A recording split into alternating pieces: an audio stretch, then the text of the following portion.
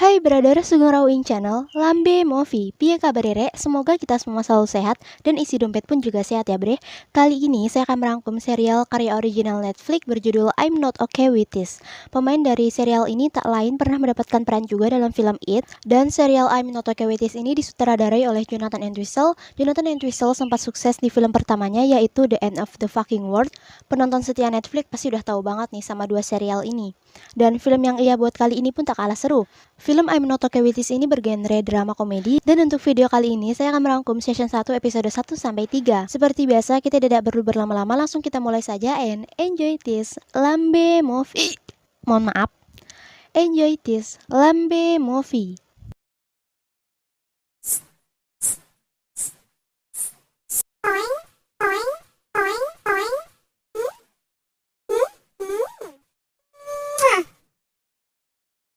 Di awal film, kita akan diperkenalkan oleh tokoh utama yaitu Sydney. Ia adalah seorang gadis remaja SMA yang biasa-biasa saja seperti saya. Anggap saja saya masih SMA. Sydney memiliki mental yang cukup buruk, tetapi itu semua ada sebabnya. Ia mengalami temperamental karena ia baru saja kehilangan ayahnya pada musim semi lalu. Dan guru BK Sydney menyuruh Sydney untuk menulis sesuatu di buku harian. Karena guru BK Sydney berpikir bahwa buku harian itu dapat membuat Sydney bahagia. You use my phone? Anyway, here's to a normal... Correction. Very funny, Mr. Lewis. To the genitals. Oh, come on, fire crotch. Laugh. Ia adalah Dina. Dina merupakan sahabat satu-satunya yang dimiliki oleh Sydney, dan sudah pasti mereka sangat dekat. Tetapi Dina ini memiliki sifat yang ceria sehingga sangat berbanding terbalik dengan Sydney. Namun, hanya Dina lah yang mampu membuat Sydney tertawa. Sepulang sekolah, layaknya remaja pada umumnya, Sydney dan Dina mampir ke sebuah kedai. Mereka selalu mampir di kedai ini karena mamahnya Sydney bekerja di sana. Dina curhat kepada Sydney dan memberitahu bahwa Dina sudah tak perawan lagi, dan Dina bangga karena ia memberikan keperawanannya kepada Louis. Louis ini merupakan pria yang populer di sekolahnya. Dan kalian tahu apa yang lebih mengejutkan? Dina dan Louis belum berstatus pacaran, tetapi ia berani melepaskan keperawanannya hanya karena Dina begitu menyukai Louis. Dan Sydney yang mendengarkan curhatannya Dina hanya bisa cengangas-cengenges tidak jelas. Ya, kalian tahulah gimana rasanya kalau jomblo dari orok, terus kalian disuruh dengerin cerita yang tak berbobot sama sekali seperti ini. Ya, saya juga mungkin akan berekspresi sama seperti Sydney. Wih, panjang umur sekali si Louis ini. Louis sangat senang membuli Sydney, namun Dina tak mengetahui itu. Louis terus meledeki Sydney hingga Sydney kesal, namun ia hanya bisa membalas di dalam otak. Dan tak disangka, di saat yang bersamaan ketika Sydney memfokuskan pikirannya, dan tiba-tiba saja darah segar keluar dari hidung Louis. Saat berjalan pulang ke rumahnya, Sydney berpikir bahwa ia benar-benar yakin yang membuat Louis mimisan adalah pikiran yang ia buat. Ya, sebenarnya Sydney hanya takut kehilangan sahabat satu-satunya. Sydney bertempat tinggal di Pennsylvania baru 2 tahun yang lalu, dan ia mempunyai teman laki-laki yang bertempat tinggal tak jauh dari rumahnya bernama Stanley. Stanley selalu mencoba untuk seakrab dengan Sydney, dan yap, Stanley mengajak Sydney untuk minum dan mendengarkan musik bersama di rumah Stanley, dan Sydney menerima tawaran itu. We live so close and we've never... What a world we live in, Sydney. Sydney tinggal bersama maminya yang bernama Maggie Novak dan adik laki-lakinya yang bernama Liam Novak, dan saya Lambe Novak. Sydney kurang menjalani hubungan yang harmonis dengan maminya. Ia selalu saja berdebat tentang hal-hal yang tak penting. Without questioning, and she'd still annoy the crap out of me. Saat di ruang keluarga, Sydney berbincang-bincang dengan adiknya, dan sepertinya adiknya juga memiliki nasib yang sama seperti dirinya, yaitu adiknya juga selalu dibully di sekolah. So, devising plan. Check it out. Oh, pensions. Got it. Some kids win big time the moment their Bryner ever touches you. Like this. You are so... Saat Sydney sedang berusaha meletuskan jerawat yang ada di pahanya, namun Sydney merasa kesal hanya karena mendengar percikan air yang keluar dari keran. Stop! Lagi-lagi hal aneh itu terjadi. Sydney tak bisa tidur. Rasanya ia sangat ingin menstruasi. Namun itu tak Sydney lakukan. Ia mengganti rasa ingin menstruasinya dengan memakan selai kacang sembari menonton TV. Mami Sydney akhirnya pulang kerja. Sydney memberitahu si Mami bahwa ia dipanggil guru BK karena menurut guru BK-nya Sydney membutuhkan tempat pelampiasan. Dan respon sang Mami selalu menyebalkan seperti biasanya. People I love don't love me back. Not love for what? Sydney kesal dan ia memilih untuk merenungkan nasibnya di dalam kamar. Semenjak ayahnya meninggal gantung diri di basement tanpa alasan yang jelas, dan sejak hari itu pula Mami Sydney tak pernah mau membicarakan suaminya, dan semenjak hari itu juga emosi Sydney meluap tak jelas.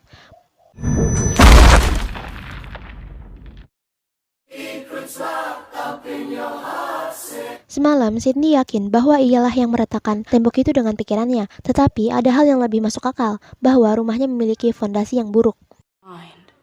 Cool. Whoa! Sydney bergegas untuk berangkat ke sekolah, dan kali ini ia mendapat tumpangan dari Stanley. Hey.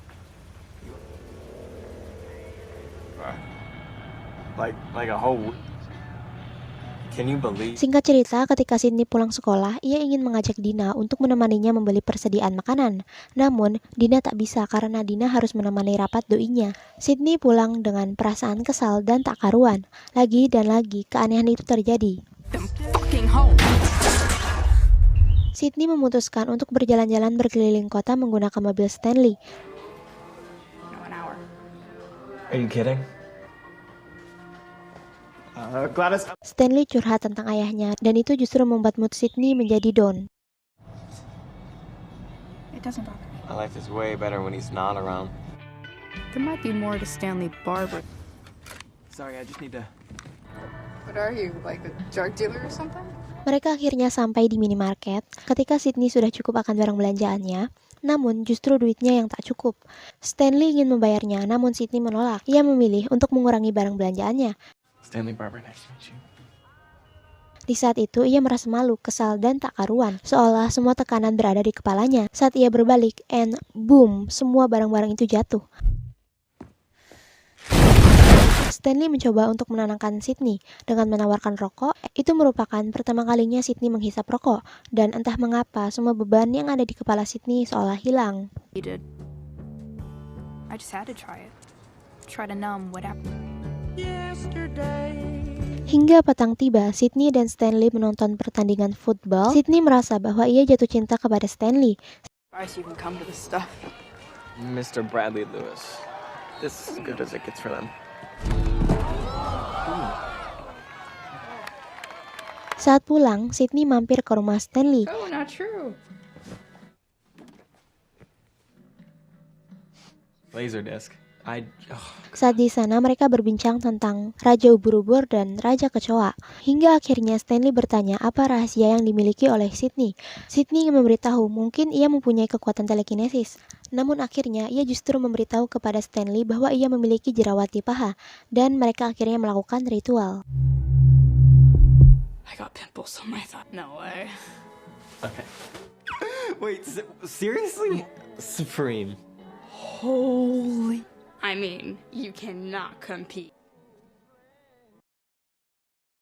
Keesokan harinya, Sydney menceritakan kepada Dina bahwa Sydney sudah melakukan seks dengan Stanley. Dan tentu saja Dina senang mendengar itu, karena sekarang temannya sudah tak perawan lagi seperti dirinya. Okay, Sid. Tetapi yang ada di pikiran Sydney, justru Sydney ingin melakukan seks dengan Dina. Sydney dan Dina akan pergi ke pesta nanti malam. Okay. Because Dina is nicer to me than you are, without being an asshole about it. Saat pulang ke rumah bersama adiknya, Lim bertanya, Stan pergi kemana? Dan Ko berkata kepada Dina bahwa Stan sangat mahir. Sydney hanya bisa berbohong bahwa Stanley pergi ke selatan Meksiko, dan ia sangat mahir karena Stan seorang pelancong yang hebat. Kakak yang sangat baik. Di tengah hangatnya menggibahkan Stanley, dan Stanley pun berpapasan dengan mereka berdua. Bodohnya, Stanley justru mengajak Sydney untuk ke rumahnya nanti malam. Dan Sydney memberitahu Stan bahwa nanti malam ia akan pergi berpesta bersama Dina. Di perjalanan pulang, Sydney dan juga Lim bertemu dengan Richard, yaitu orang yang sering membuli Lim. Sydney ingin membalas perbuatan Richard dengan telekinesisnya karena ia sangat yakin bahwa ia memiliki kekuatan itu. Namun sayangnya tak terjadi apa-apa, dan itu justru membuat Lim semakin malu. Yeah, you won't even have a dog. Well, let me tell you. Sesampainya di rumah, Lim mengajak Sydney untuk bermain puzzle, dan puzzle itu berada di basement tempat ayahnya bunuh diri. Sejak hari itu, Sydney tak pernah mau ke basement. Permainan puzzle ini merupakan kebiasaan Lim bersama ayahnya semasa hidup. Orang pertama yang menemukan jasad ayahnya Sydney adalah mamihnya. Namun yang membuat Sydney kecewa adalah ayahnya tak meninggalkan pesan apapun. Sydney kembali kesal jika mengingat itu semua, and Never explained anything.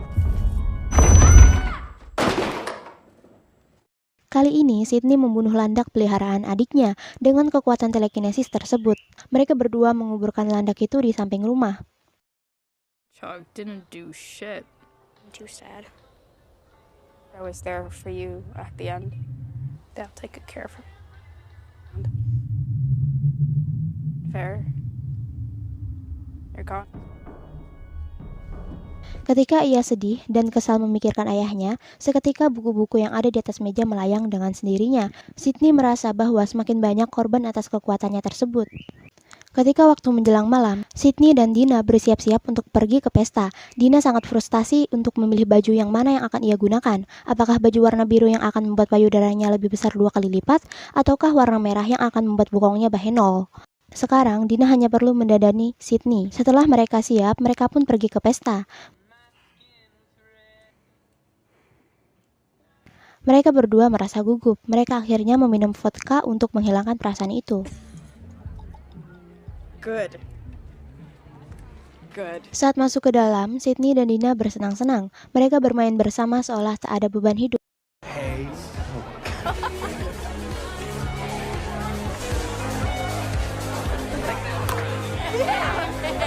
Akhirnya, Stanley datang. Mereka bertiga berbincang bersama. I've never really talked. Just ignore her, okay?